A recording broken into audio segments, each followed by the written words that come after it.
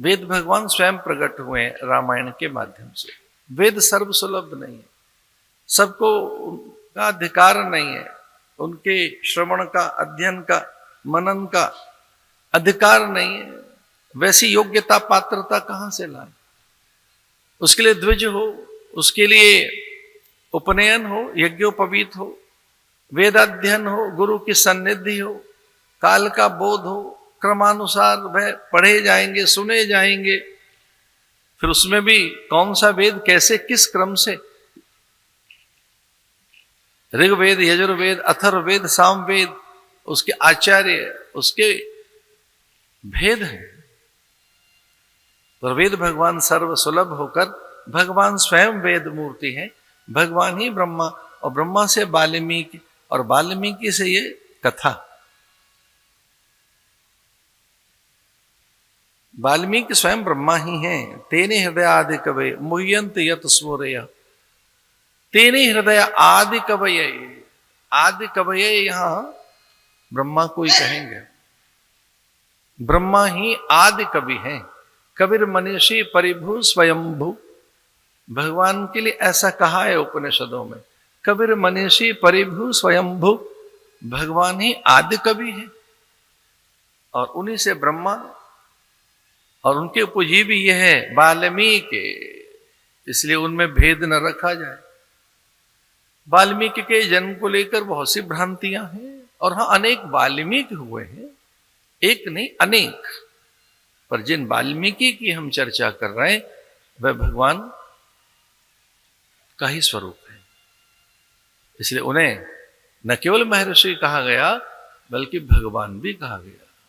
भगवान वाल्मीकि, वाल्मीकि के ये 24,000 श्लोक कुछ और नहीं, वेद सार है, और उसमें ब्रह्म का बोध है, तत्व का बोध है, सत्य का प्रकाशन है। यह सत्य का प्रकाशन करता है ग्रंथ, पर अप्रमत्त होकर सुना जाए। अप्रमत्तेन वेदव्यम शर्वत तन्मयो भवेत। अप्रमत्त व्यक्ति कब होता है? जब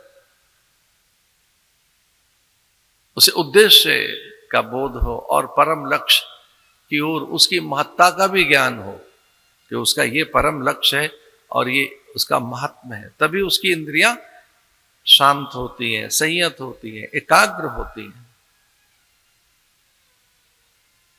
उसकी सारा सत्ता भगवान स्वयं है। इसलिए महादेव भी तो यही मंत्र देते हैं काशी में,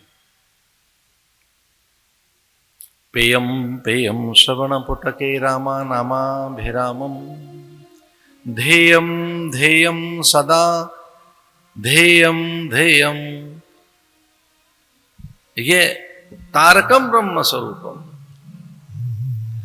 पेयम पेयम श्रवण पुटके रामा नामाभिरामम, ध्येयम ध्येयम सतत मनसा तारकम ब्रह्म स्वरूपम।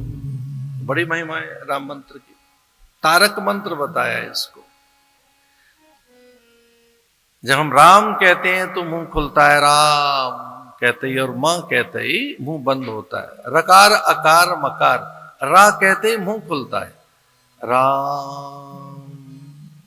आप जब राम बोलते हैं तो आपका मुख खुलता है, रा के साथ ही मुख खुलता है, मां के साथ मुंह बंद हो जाता है, दोनों ओठ बंद हो जाते हैं। ऐसे ही ओंकार में है ओम।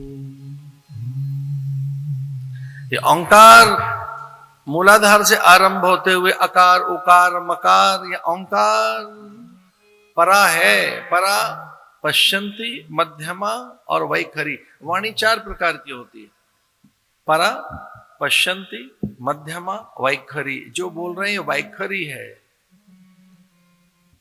तो जो ओंकार का फल है वही राम का है। जितना फल ओंकार का है, ओंकार में तो मर्यादा है, ध्यान रखना।